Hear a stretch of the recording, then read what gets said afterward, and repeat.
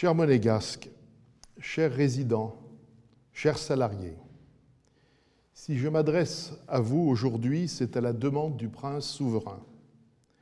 La pandémie de la Covid-19 reste au cœur de nos préoccupations. Ici à Monaco, comme sur l'ensemble du continent européen et un peu partout dans le monde. Aujourd'hui, nous connaissons presque tous quelqu'un qui a dû se mettre en quarantaine ou qui a été diagnostiqué positif au virus. Cela démontre très clairement que le virus circule activement. Nous sommes dans la deuxième vague. Je vous le concède, cette présence active du virus est pénalisante. Elle peut aussi s'avérer décourageante pour certains d'entre nous, alors que depuis longtemps, nous multiplions les efforts et que nous subissons parfois des contraintes. Nos efforts n'ont pas été vains, au contraire. Le bon respect des gestes barrières, le port du masque, les aménagements dans les commerces et restaurants ont pu ralentir la diffusion du virus à Monaco. Même si, à Monaco, la situation est moins préoccupante qu'ailleurs, je dois vous dire qu'elle demeure grave. Quelques chiffres précis le démontrent.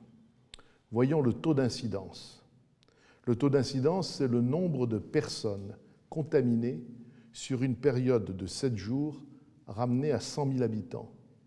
C'est un indicateur utilisé dans tous les pays du monde.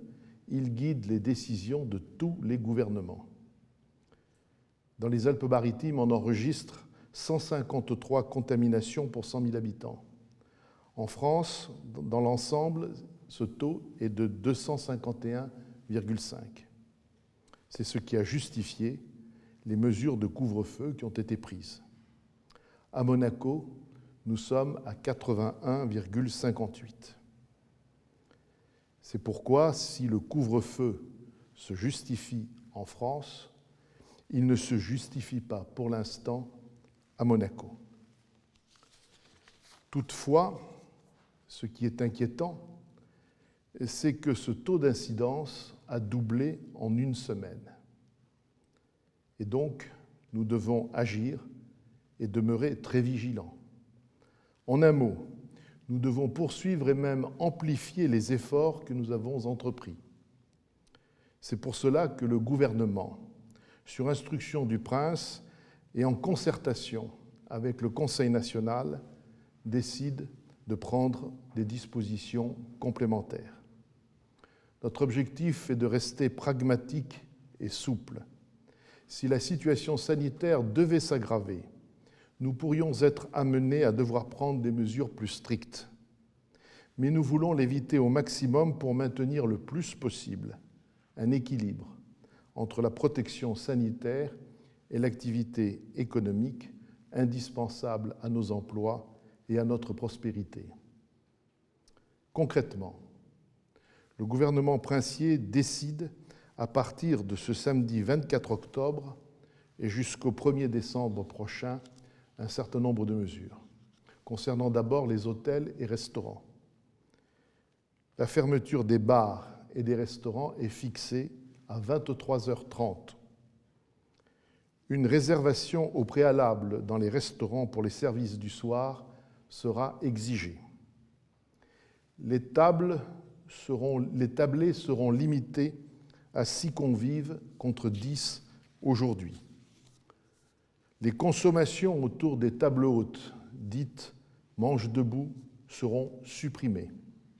Enfin, les contrôles du respect de ces prescriptions sanitaires seront encore renforcés. Par ailleurs, l'accès au casino sera interdit à compter de minuit. Enfin, dans le domaine sportif, il a été décidé de suspendre les sports de combat non professionnels, de suspendre les sorties sportives amateurs hors du territoire qui ne s'inscrivent pas dans le cadre de championnats territoriaux ou qualificatifs pour des compétitions ultérieures. Dans le même esprit, les sorties non sportives hors du territoire, proposées par des associations de jeunesse, ne sont pas autorisés non plus. En outre, pour ce qui concerne les transports en commun, le gouvernement décide de limiter le nombre de passagers à bord des autobus. La CAM augmentera la fréquence de la circulation aux heures de pointe pour compenser ces limitations. Certaines de ces mesures auront potentiellement un impact sur notre activité économique. Nous le voulons le plus limité possible. Au nom du gouvernement, je veux insister sur le fait que nous avons été, nous sommes et nous serons toujours aux côtés des entrepreneurs et des salariés. Nous maintenons bien évidemment des mesures de soutien, comme le CTTR, chômage total temporaire renforcé, et les allègements de cotisations sociales. Et bien sûr, comme vous le savez, le gouvernement princier déploie un ambitieux plan de relance à hauteur de 75 millions d'euros qui a été approuvé par le Conseil national en vue de soutenir notre économie. Ces mesures feront l'objet d'une évaluation permanente. Cette évaluation sera partagée avec l'ensemble des partenaires. Elle sera évoquée régulièrement avec le comité mixte, en liaison donc avec le Conseil national. Les mesures nouvelles qui pourraient être nécessaires seront enfin soumises au prince souverain. Par ailleurs, le gouvernement princier recommande aussi d'éviter les déplacements non nécessaires dans les régions fortement impactées par le virus. Enfin, notre vigilance doit s'exercer aussi au sein de la sphère privée. Monaco est un pays de liberté. Il ne s'agit pas d'intervenir dans la sphère privée, mais nous constatons que près d'une contamination sur 2 se produit dans le cadre de réunions familiales élargies. Certes, nous sommes tous heureux de nous retrouver entre nous dans une ambiance détendue, mais malheureusement, le virus en profite pour se propager. Ces moments de convivialité sont donc souvent synonymes de baisse de vigilance dans le respect des gestes barrières. C'est pourquoi nous devons tous être responsables, y compris dans notre cercle privé, et respecter le mieux possible les mesures barrières. Il est donc vivement recommandé d'éviter les grandes réunions entre amis ou en famille. Il s'agit de prendre soin de soi et des gens que l'on aime. Je m'adresse aussi aux salariés, vous qui venez chaque jour à Monaco. Les mesures de couvre-feu généralisées dans les Alpes-Maritimes et dans le Var peuvent vous concerner directement. Sachez que si pour des raisons professionnelles vous devez prendre la route après 21h ou avant 6h, vous devrez vous munir de l'attestation française de déplacement pour motif professionnel. Pour les salariés italiens, il sera possible de traverser les Alpes-Maritimes pour rejoindre l'Italie avec cette même attestation française de déplacement. Mesdames, Messieurs, ces efforts supplémentaires ont aussi pour objectif de protéger nos infrastructures hospitalières et notre dispositif de suivi des patients en ville. Elles sont performantes, elles sont prêtes. Depuis le début de la crise, notre politique sanitaire nous a permis d'assurer une réponse efficace de l'hôpital en évitant son engorgement. Nous devons tout mettre en œuvre pour maintenir l'efficacité de nos structures de soins. Je veux d'ailleurs en profiter pour remercier l'ensemble des professionnels de santé, les médecins, les infirmières, les personnels de l'hôpital, les laborantins, les pharmaciens qui se mobilisent depuis plusieurs mois maintenant pour assurer les meilleurs soins face à ce virus qui n'est pas encore totalement connu et pour lequel il n'y a toujours pas de vaccin. Pour ce qui concerne les tests, la principauté est prête. Nous poursuivons et amplifions le dépistage.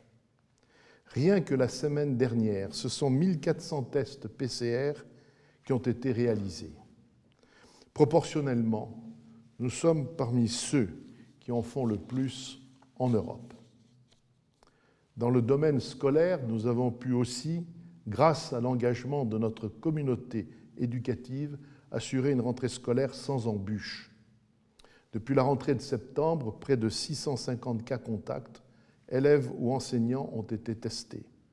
Seuls 2 enfants se sont relevés positifs, et cette contamination avait été acquise dans leur famille et non à l'école. Ceci démontre que nous pouvons nous protéger efficacement lorsque nous respectons les protocoles. C'est pour vous encourager à les poursuivre que nous allons augmenter les distributeurs de gel hydroalcoolique dans les lieux publics pour rappeler l'importance de l'hygiène des mains. Nous le voyons, cette lutte contre le virus, c'est avant tout une question de responsabilité individuelle. Nous sommes tous des acteurs de la résistance face à cette maladie. Poursuivons ce que l'ensemble de la communauté nationale a si bien réussi jusqu'ici. Maintenons notre vigilance pour conserver une vie la plus normale possible. Je vous remercie. Le prince et son gouvernement savent qu'ils peuvent compter sur vous.